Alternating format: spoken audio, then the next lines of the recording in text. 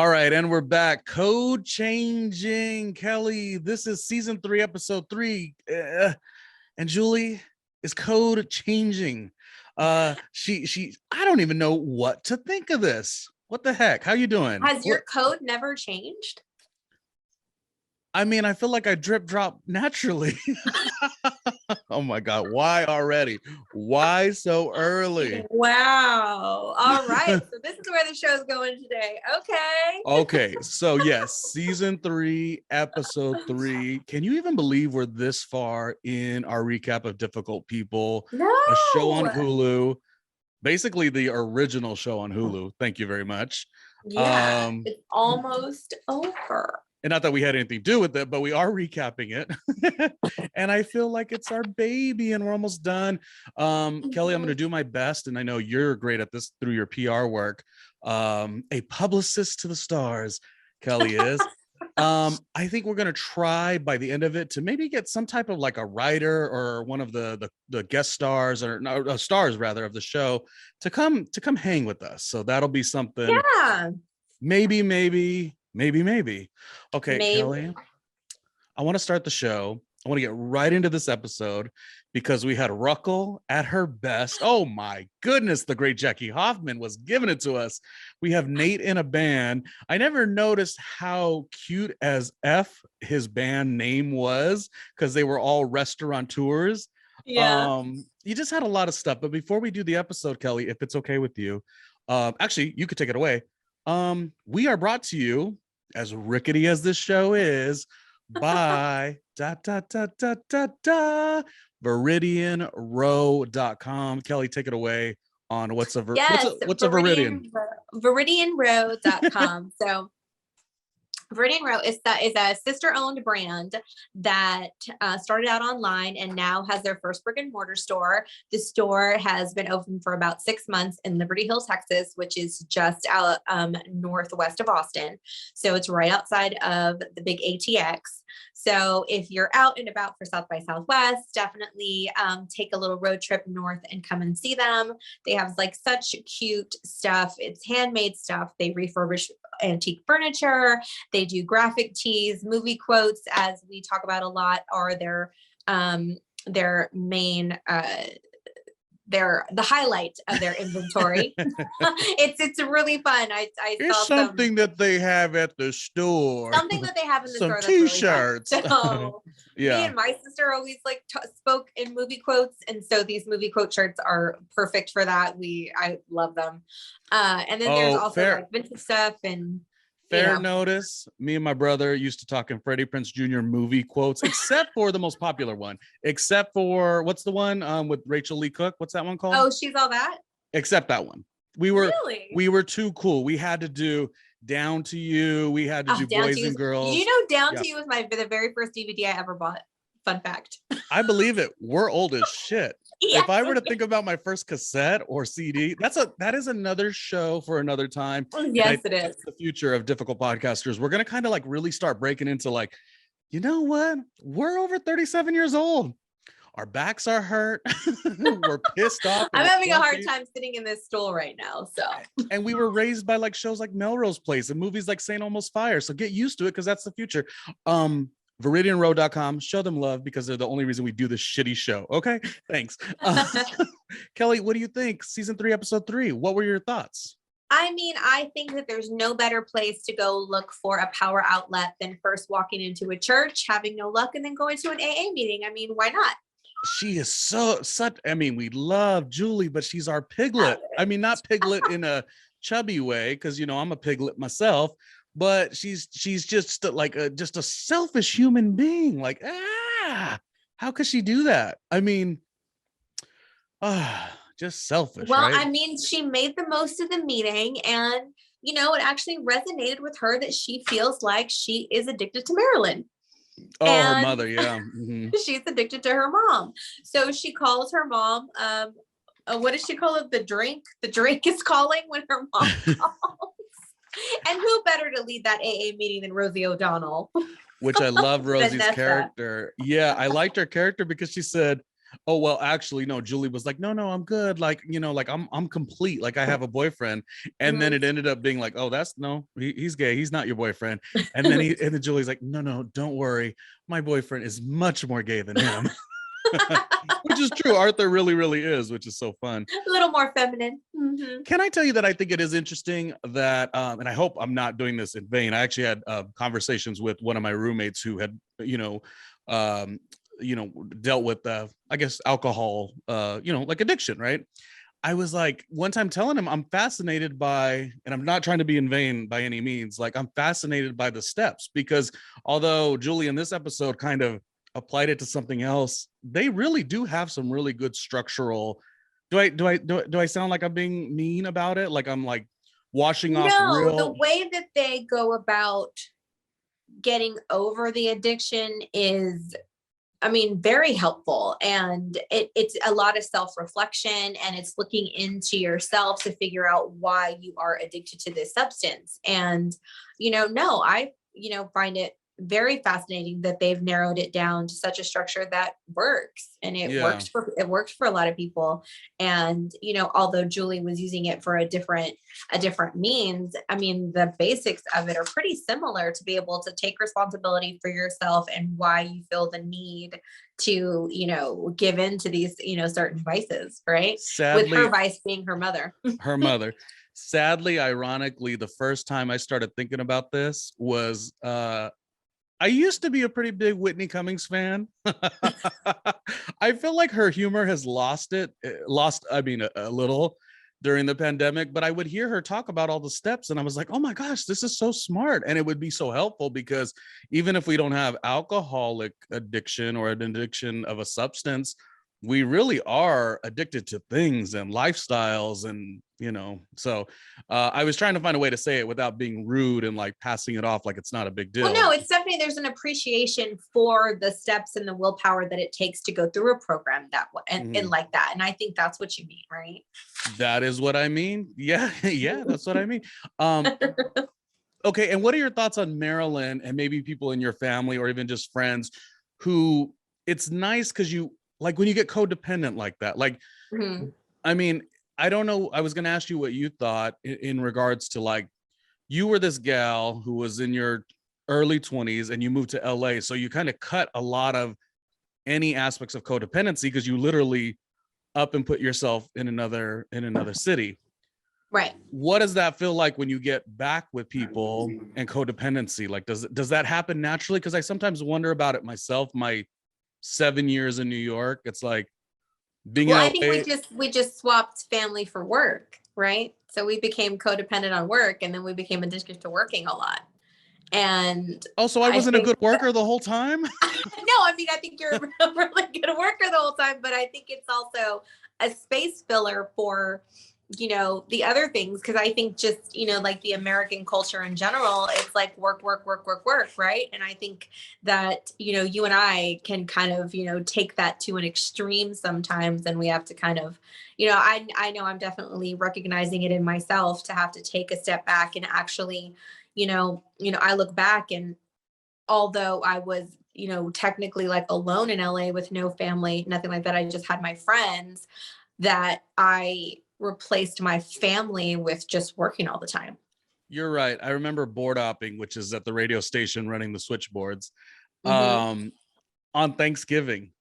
And then I remember doing an overnight shift in Bakersfield, California, because that was the only place I could be on air the day after Christmas when all the family was together. Why would I Yeah. do such things like this? Like, you're right. Yeah. When you are, well, that, yeah, it's seeing this makes us have to look at ourselves. You know what I mean? Like, and Right. it's not a pretty picture that at one time we were these 20-year-olds who were like, I could do anything, but should we have been? No. So there was an addiction there, actually. So. Because it's finding the right balance. It's finding the right balance between, work and life. And that's what I still struggle with now, with all the new ventures and things that I'm doing, is trying to, have the day end at a reasonable hour, and not being so consumed with having to answer emails at all hours of the day and all that, but putting myself on okay, this is me time. And people talk about that a lot, and you think, oh, whatever, that's stupid, shit's got to get done. But I mean, does it at the detriment of yourself? And that's kind of what we're seeing in this episode is that, all the things that Marilyn's going through and then Julie, as selfish as each one of them are, the codependency they have on each other is interesting. It's like, although Julie might hate it, I feel like she kind of needs someone needing her, even to be able to say no. You know what I mean? Say that again. Wait. Like, Julie, I feel like she likes being annoyed by this situation. Yes. It gives her purpose. Yeah. Yes, I kind of feel like that because she's flailing in so many other ways. So this is a constant, right? And she has a little bit more control over it because she can say yes and she can say no. And although she's guilted, she has more control over it than she does her career. And Arthur just seems to be so easy for her. Look at the freaking therapy that comes with this show, because I'm thinking about a couple people, which I will not name, who have turned into feeding off of that help or that connection with somebody. So Julie to Marilyn, where as long as you have that, there's this chaos that you're fixing. Well, what happens when that is detached? Then are you okay? You might not be, but you always had an excuse, didn't you? So, and when the excuse is gone, what are you gonna do? I personally like to see Marilyn needy. That's the only thing I will say is I like seeing Marilyn needy. She gives bad advice. She told she was at her session and she told one of her patients I suppose to go do the Danny Aiello the exact same meditation that did not work for her daughter. So that extorted her daughter. Yeah, an unraveling Marilyn is very good. I mean, her dentist is cutting her bangs when she's under anesthesia. Now that part I won't say is as superficial. That was actually very good because Marilyn deserves to be this petty. And I'll say this too. We've seen Marilyn's house so many times, but this was the episode I got jealous of it. And I'm going to tell you why. Because it's freaking beautiful, first of all, of course, we know that. But I was like, you're this good that you have enough time to be all in your daughter's business. Apparently your husband's somewhere, but you're fine with it. And you have enough time to look and see if maybe your hair's been, out of place. Like that's the kind of rich money that I want, where I could find those fine point problems. I want to complain about my personal shopper pulling boxy clothes for me. Well, yeah, I mean that you better not do that, you personal shopper piece of S. But I mean, can I have a personal shopper to complain about? I mean, come on. Yeah, it was too much. It was too much. She shouldn't have called. Well, I mean, it's just the codependency, Marilyn. Yeah. I mean, Marilyn feels always like she's giving her advice, but no, it turns out she's really not only doing that. She's also being, needy and pulling from Julie too. Pulling, pushing, and punching. What are your thoughts of the code changing? You said it's a real thing. Code changing is a thing. Tell me about the ways of the vag. Tell me. Well, I mean, it's she can get bored. You got to change some stuff up. So although it's, and I think Julie was a little bit contradictory saying, it's the same all the time. It's, it's not a circuit board and whatever. And no, it isn't. But also, I mean, who likes the same thing over and over and over and over and over and over again, right? I mean, guys certainly don't. That's why they're, sticking their things in other places that they're not supposed to because they get bored. So I don't think that's personal, though. I don't think that's personal. That's a whole nother conversation. I mean, I don't think it's personal. I don't think it's, but that's what I'm saying. It's like, so if the body's not reacting, something needs to change, right? Yeah. No matter which way, however you handle it. So, I mean, but to have the open conversation, to be able to talk about it or to figure out that's what's happening and see how you can change it up, I think is a good, healthy sexual thing with your partner. I feel overwhelmed for Arthur because he already had this moment earlier on where he knows that she watches films that have a lot of extras and participants, right? You're right. And he has the magazines that are more of the vibe of Julie herself. So he already has this trying to catch up to her fantasy. So I could imagine him being just completely messed up, and he was messed up. He took it to work. It became an issue with his job. He has to teach the older employee who've been there for 30 years some new software or whatever. And it's like, well, see, and there's the parallel, right? Yeah. The new software. So it's like exactly the same thing. The other guy wasn't getting it. Arthur wasn't getting it. So, it kind of like the parallels in those storylines is something that's so awesome about the writing of this show, because it's, two things that go hand in hand that are completely different from the other. Yeah. I like the way Matthew got all excited, and Lola and Lola pushed him to the ground, grabbed his neck and threw him. Yeah. I just like how excited he is. Like, he bounces right back up and he talks about, well, you know what my code is? It's a this and a yank and a punch. And it's just like, these people are so freaking funny. Well, he says his code changes every day. So see, codes change. Yeah. And of course, Billy is never into hearing anything like that. He's always just, I don't want to hear nothing about what Matthew does on his spare time. He says sometimes it's a couple of toes. Yeah. Matthew. These diner scenes are really good. A couple episodes ago, we had our friend Dorinda, who does relationship coaching and stuff. She was like, yeah, one of my favorite things about difficult people, and we sometimes, you and I, forget to, it's that diner. That diner stuff is some of the funnier scenes by far. Mm-hmm. No, it definitely is. There's a lot of great conversations that happen in there, and they're so quick. Like, you have to pay attention, so you blink and you miss them. But they're like, everything is so strategically placed in the episode, which just makes it so much more fun. Yeah. All ran by Denise and Nate. Oh, sorry. All ran by Denise and Nate. And Nate's getting into the band. So watch out. Yeah. That's and fun. I like Matthew's solution to that. Just give your adopted baby back and focus on me. Yeah. Julie's not the only one selfish here. Yeah. Mm-hmm. So going back real quick though, what would you do if you were in the Julie situation and your Arthur was not figuring it out? What do you do? What do you want to, like, I don't know. How do you handle that? Well, for me, when I've ever been in a similar situation, I kind of guide. Because I feel like it's, not every guy is secure enough to be able to handle having a straight up conversation about it. Right. Mm-hmm. So you just kind of guide when it's happening, kind of like shift. She's the old lawnmower. shift, kind of, push and like with your body, just kind of navigate things a little, or do something a little different. And then, you'll get the kind of like, oh, and then they kind of go with it. Very so good. I think, but you have to be willing to do that, which Julie never is. She's just like, whatever, I'll handle it myself. She never wants to be bothered, right? She never wants to be bothered doing anything else. Well, because it becomes a whole planning situation. That's not romantic at all. That's like or lusty at all. That's what they make the joke. They're like, oh, it's the hour. It's scheduled at this time, like the run time of a movie. It's so clinical at that point. Right. And so you never wanted to feel that way. So it's like, if you try to subtly kind of just shift and move and guide and whatever, I think it's kind of like you're giving the hint of kind of what you're wanting and whatever. And I think that both people should kind of do the same, like, just kind of, see where things go. And as you get more secure in those areas, then you can hopefully have those open conversations where it isn't weird. Well, there you have it. Ruin the moment, though. Kellie says, "Throw that ass back, baby." And this flip episode was brought. Be like, wait, hold on, let me try this. This episode was brought to you by ViridianRoad.com, where all conversations are available. Oh, we have fun. We have so much fun.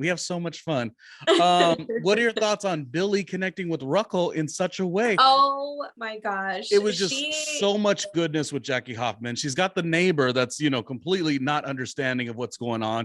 Totally freaks her out. She starts yelling at the neighbor. But this is, we don't get a lot of Ruckel, not enough, but right. Jesus, but this episode. Shut the fuck up. Shut the fuck up. Yeah. Well, it's good to see that hilarious. It's good to see that little bit of vulnerability from her, and then back to her, because she was really scared. She was really scared. And I love that she reaches out to Billy, like, and she's like, you selfish ass, what are you going to, some loser convention? What do you have to do? Like, But he was needed, and she did. I mean, she was worried about, like the spirit, like the Dybbuk, the demon, the kukui, if you will. Yes. It's and that's all... so funny. Is like my aunt is our family is very, very spiritual and, very believing in ghosts and all that stuff. So we would, go run to the same conclusion. Like, there's a demon in downstairs. There's definitely a ghost here or something. There's no logical explanation. It has to be a ghost. Like, yeah. There's always these interesting experiences. So to listen to her kind of having that same thing, and Billy's like, oh yeah, whatever, and then he hears a noise and actually goes to investigate, which I'll give it to Billy. He went to investigate. He didn't just be like, sorry, I'm not dealing with that, call somebody else. Yeah, well, we've always said Billy's a good guy. We just get a lot of the grumpy moments just because we're navigating this tough journey. Right. One of the vulnerable moments of Ruckle where she gets she's kind of chewing Billy out though, and they're kind of going back and forth. I don't remember what he said, but I like the way she was like, or no, he goes, well, my parents hated you because she was taking some low blows. She was like, well, if your parents were here, they'd hate you for this or whatever, and the man you became. And then he's like, let's just my parents hated you. And then she says something like, oh, well, I married him and I took one for the team. I took one for the team. They just didn't want him to be a virgin. And now it's your turn to take one for the team. Yeah. Oh, so good. It was so good. She's great. And he took one for the team because he goes down and investigates and finds Gary living under the stairs because he got kicked out of the army. Yeah. And I love his innocence. I love Gary's innocence in the situation. And I mean, he really just wanted to be the hero. Ruckle's always really rough on him, so he just wanted to be the hero. And Billy found a way to step in. I guess the conclusion, as you were saying, how everything's threaded together, is that sometimes these people that are pulling so much from us do give us a little bit of our reason and our purpose. And it is nice to, I mean, in life, you got to help a lot of people. You might as well help the people that you really love and care about, even though things get tough. Billy don't really like them, but they are his only aspect of family. So I'm glad he was there in that way. What do you think, Kelly, about them trying to get rid of the Dybbuk? And they found a way to do so by way of getting a bunch of men together and, in prayer. And that would basically alleviate the situation. They staged the exorcism to kind of get this, this bad demon out. You use the E word? Oh, see, Kelly likes a lot of this. When we did our Halloween episode, you made me watch, what movie did you make me watch? It has not went away. What'd you make me watch? The Annabelle? Oh, this is Kelly's territory, actually. Well, adjacent. You like this shit a lot. Kelly's the type that summons them. I'm so fascinated by it. No. I genuinely am. I'm super fascinated by it. Have you ever been to, don't they say New Orleans has a lot of that vibe too? You should go over there. Oh, I have. Yes. And we had, I've spent a lot of time in New Orleans, and the only real experience that we had was we stayed at we went in December for my birthday, the most recently, like a few years ago. And it was like a mother-daughter trip. So me and my mom went with my aunt and my cousin. And we all stayed in this one hotel that was one of the oldest hotels in New Orleans. And come to find out later, there was a ghost story attached to that hotel, that there were housemaids that used to come into each room before there were heating systems and put hot coals under the beds, like in between the mattresses, to keep the guests warm. So our experience was we almost had heat stroke because it got so hot in the rooms at night. We had to open, and it was freezing outside. And it was super cold outside, but we had to open the patio door because it was so hot. But the thermostat didn't change. It was just so hot in there. So that's supposedly was the night, the attendants coming in to warm us up so we wouldn't be cold. I'll question you with a lot of things. I'll push back on a lot of things. This I will let you have because I'm as scaredy cat as Ruckle was in this episode, where I'm like, Billy, come help me. I don't. This is not for me. This is for you. I mean, they were trying to make sure we didn't freeze to death. I am not. I guess so. I'm not even talking about it. I did think it was cute though. So when they were trying to assemble all these guys together, they kind of went and just kind of piled up on some of the generalizations that would be on a basic like a Jewish version of Tinder, and they're just like piling up all of these different attributes, which I thought was really funny.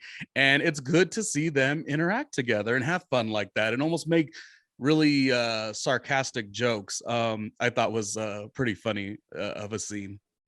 Yeah, no, and then like the chanting and like all this stuff, like she was really going at it. And then of course that's when the neighbors decide to come over and make nice. Which, by the way, screw the neighbors. No, but you know what I mean? Yeah. They were getting unfairly blamed for, you know, what does she call them? Night crawling? Oh yeah.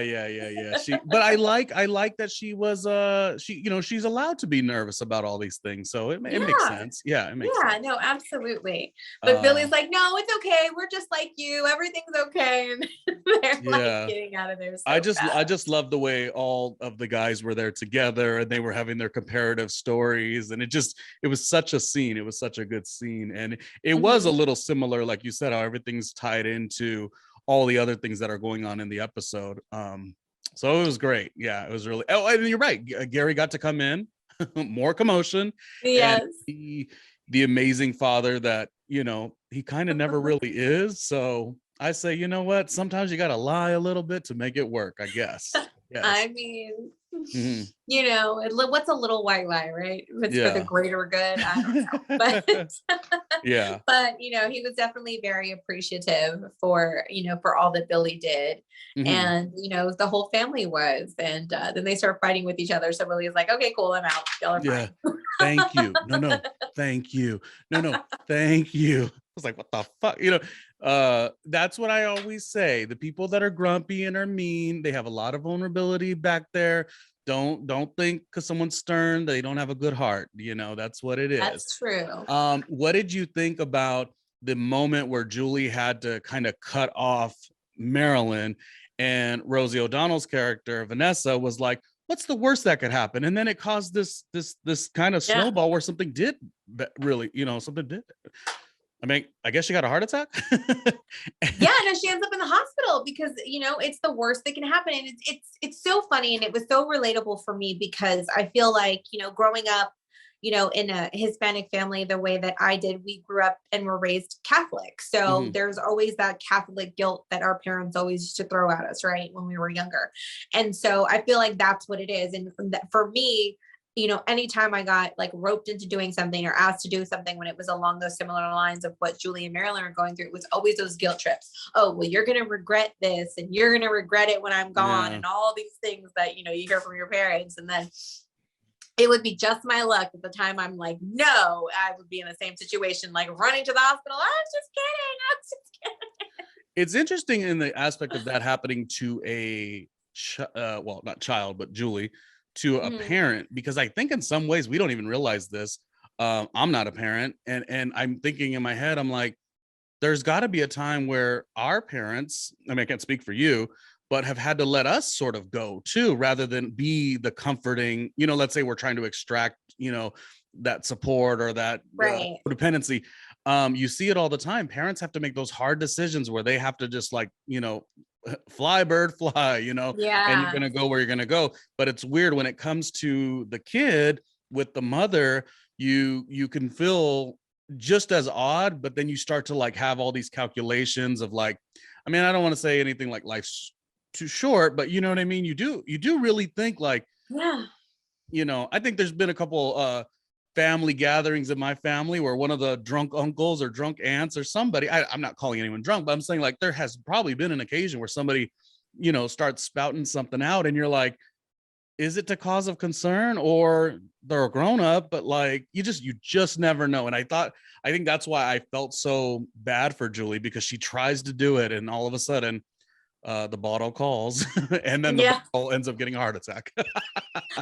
Right. And it's just, but then you look on the other side of that coin, right? And it's like, is it really, it's annoying, but is it really going to hurt you? Go change the light bulbs out or pretend like you do it. Just appease whatever request she has. I mean, is it really going to kill you to do it? You're right. I think what she should do though is speak to the issue. Like if it's bugging you a little bit, say just push back a little, and then yes, Right. always do every one of her tasks. That's easy. The problem is Julie doesn't ever want to talk about nothing, and then it starts building up and festering, and then she she causes her mom to get a heart attack. But her Right. mom herself didn't even want her to go into the hospital because she she just didn't want her there. But then she's helping her, putting makeup on her and like helping her because they're so much alike, and the push and pull of them, it's like fighting with yourself, which is so funny because they are so much alike in a lot of those ways that causes the friction, which I think is at the crux of their relationship. It's also very hard to see where Julie, I think the portrayal of the characters with like a 35-year-old, and like, they're talking about the, oh mom, when you're gone, and stuff like that is like very real things you have to start thinking about or whatever. But it did become funny though, because they're talking about, oh, this when you're gone, that when you're gone. And I would never know what to do with myself when you're not here. I'd be miserable without you here. It'd be terrible if you weren't here. And then I think Marilyn sounded like she was going to be sincere, but she's like, oh yeah, it would be pretty messed up if I was not here also. I agree. Arrogant till the final eyebrow setup, like just arrogant and confident and a bit needy, but that's what we love about her. Yeah, but they have the moment where they come together yelling at the hospital neighbor. Right, because we may have our problems, but you're not going to get into it. No, Exactly. yeah, take a walk. Absolutely. Yeah, I but loved it. Yeah. it's great. And everybody, in this episode, it was like everybody needed a little something. Like Nate needed his band, and Matthew needs the attention back from the baby is taken away. And everybody kind of needs a little something, and that's what we got to see. And we got to see more of these other awesome guest stars that come on, and it was just fun all the way around. And us as viewers, we got to say, when's the last time my code has been switched? Which I pondered that question for some time. Not that, I'm good friends with Kellie, but I don't talk to her about those kinds of things. But I was wondering, I was like, I'm ready for a good switch. You only use 10% of your, things down, right? Is that what Lola said? That's what Lola said. Instead of 10% of your brain, it's 10%. Yeah, the vag has all the information. Oh my goodness. Call me when you want to be limitless. Yeah. Like, I'll take you there. Let's go. They're a family. Like the diner's a family. Julia and Marilyn, of course, are a family. Billy's camaraderie with Julie. It's so good. So this was season 3, episode 3. I felt good about it. And of course, this episode is brought to you by Viridian Row, but I do want to shout out also, if you want to support me. Oh, on the microphone I have it brand new. Look at that. Just support me in general. It is patreon.com/randomlyRJ Jr. I know Kellie loves it. She can't stop raving about it, actually. I can't get enough. Come on. Yeah, and by raving about it, it means I'm usually telling her about it. And she's like, I've heard about the Patreon. Won't you shut up? No, I love the Patreon. Everyone should definitely go and check it out and support the amazing Ronnie Jr. He does so many great things with this podcast and with all the other podcasts that he's a part of. So definitely check out, his media page so you can listen to all the other fun conversations that he has that I don't get to participate in, but whatever. Yeah, but when the money's coming in, we'll grab you for some more. I know you're a busy lady, okay? You're getting your switch or knocked down. So I'm gonna let you be, Kellie. This was fun. We are freaking done. Fastest episode ever. I wish you a good whatever you got going on in your life, and I'll talk to you again, okay? Bye.